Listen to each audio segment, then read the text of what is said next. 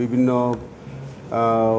Media channel তাদের মাধ্যমে আমরা কিছু নতুন তথ্য পেয়েছি, যেমনটা পেয়েছি আমরা আমাদের ৭১ টেলিভিশনের ফারজানা রূপা তার সমীকরণ নামীয় একটা অনুসন্ধান রিপোর্ট তিনি প্রচার করেছেন।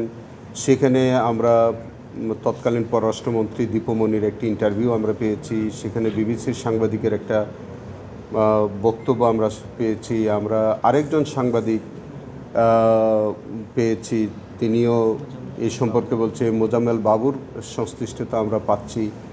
সেখানে যেমন ধরেন কোনো একজন সাংবাদিক বলছিলেন যে উনি সরজমিনে দেখেছেন, ছবি তুলেছেন, কিন্তু কোনো হতাহতের ঘটনা দেখেননি।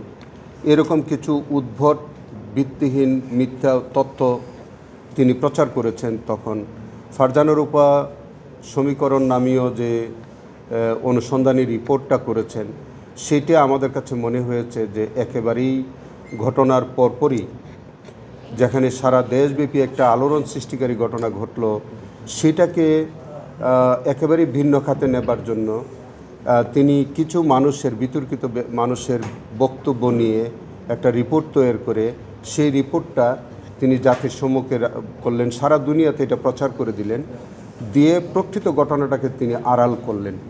সেই ক্ষেত্রে এই যে বিষয়টা তৎকালীন ৭১ টেলিভিশন এবং মোজাম্মেল বাবু, ফারজানা রূপা, তাদের যে একটা ভূমিকা ছিল এই হেফাজত ইসলামের এই ঘটনাটাকে আপনার ভিন্ন খাতে প্রবাহিত করবার জন্য যে একটা প্রচেষ্টা ছিল, তাতে করে আমাদের কাছে মনে হয়েছে যে এইটাও একটা সিস্টেমেটিক ক্রাইমের মধ্যেই ছিল। তারা একটা পূর্ব পরিকল্পনা মাফিক এবং তাদের একটা সিস্টেমেটিক্যালি প্ল্যান ওয়াইজ তারা এই কাজটা করেছে, যে রিপোর্টটার একেবারেই কোনো সত্যতা ছিল না।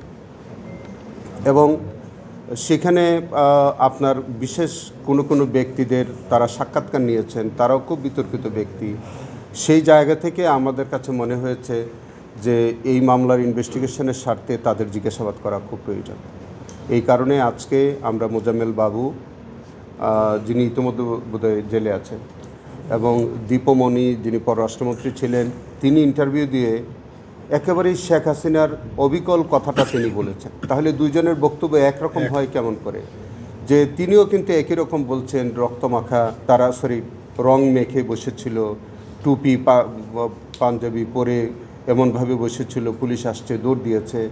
তারপরে বিদেশের সাংবাদিকদের সাথে তিনি এরকম একটা উদ্ভট ইন্টারভিউ দিয়েছেন, যেখানে একেবারেই হেফাজতের ইসলামের এই ঘটনাটাকে একেবারে ভিন্ন খাতে উনি প্রবাহিত করলেন। তাতে মনে হচ্ছে যে উনি পররাষ্ট্রমন্ত্রী হিসাবে তিনি সরকারের এই যে সিস্টেমেটিক বা প্ল্যান ওয়াইজ যে কাজটা, সেটার মধ্যে তারও সম্পৃক্ততা ছিল। ৭১ টেলিভিশন, তৎকালীন ৭১ টেলিভিশন মোজাম্মেল বাবুর নেতৃত্বাধীন যে এবং ফারজানা রূপার বরাবরই তিনি বিতর্কিত ভূমিকায় থাকতেন। সেখানে একেবারেই পরের দিন এরকম একটা সেন্সিটিভ বিষয়, তিনি প্যান্ট শার্ট পরিহিত অবস্থায় সেই যেখানে রক্তের স্তূপের উপরে দাঁড়িয়ে, যেখানে সারা বাংলাদেশের একটা ইসলামিক মূল্যবোধ এবং মানুষের একটা ধর্মীয় সেন্টিমেন্ট কাজ করতেছিল, সেই সময় তিনি একজন ভদ্রমহিলা, তিনি পোশাক আশাক এমনভাবে পরিধান করে এমন একটা চিত্রায়িত করলেন জায়গাটাকে, এবং এমন কিছু মিথ্যা তথ্য প্রচার করলেন, মনে হলো যে এটাকে নিয়ে তিনি একটা মকারি করলেন।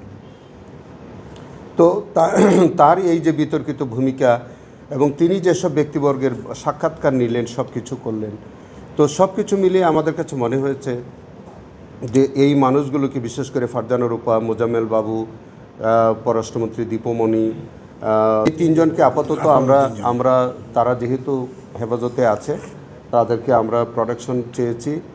আগামী তারিখে আমরা হয়তো আমাদের এই কেসে সোনেরেস্ট দেখাবো, এবং সেখানে দেখানোর পরে তাদেরকে আমরা সেফ হোমে নিয়ে আমাদের প্রয়োজনীয় জিজ্ঞাসাবাদ করব এই মামলার স্বার্থে, এবং তাদের যদি সংশ্লিষ্টতা পাওয়া যায় তাদেরকে এই মামলার মধ্যে আনা যাবে।